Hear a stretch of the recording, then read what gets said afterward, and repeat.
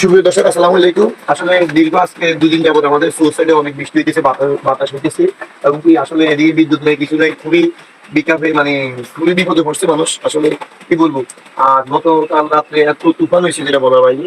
আমাদের সাইডে গাছপালা এবং কি বিদ্যুৎ লাইন বিচ্ছিন্ন হয়ে গেছে, গাছপালা অনেক ভেঙে গেছে। আসলে দেখাও আমাদের এদিকে অনেক বাতাস, অনেক মানে অনেক কুয়াশা হয়ে গেছে, মানে সবগুলো অবস্থা খারাপ। তো আসলে আজকে আপনাদেরকে দেখাবো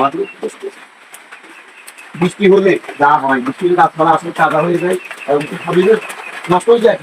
এখন আপনাদেরকে দেখাতে চাই আসলে বৃষ্টি হতে অনেক কিছু কাদা হয়, অনেক কিছু ঘুরতে উঠে মানুষ থেকে জন্ম নেয়। আসলে কি কি জন্ম নেয় বৃষ্টি হলে আপনাদেরকে দেখাবো।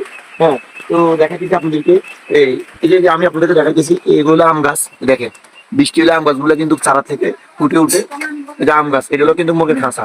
কতগুলো আম গাছ উঠছে, এই যে এই যে আসলে বৃষ্টির টাইমে আপনার পরিবেশ নষ্ট হয় এবং গাছপালা কিন্তু কোনো সৌন্দর্য হয়ে যায়। সুয়ারি গাছে সুয়ারি ধরছে, হ্যাঁ এখানে সুয়ারি ধরবে, এই এখানে সুয়ারি ধরছে অলরেডি। হ্যাঁ, আসলে অনেক ভালো লাগতেছে। আর আমাদের এদিকে অনেক তুফান, অনেক বাতাস, অনেক বৃষ্টি হয়েছে গতকালকে রাত্রে। আমাদের পুকুর টুকুর ফুরিয়ে গেছে।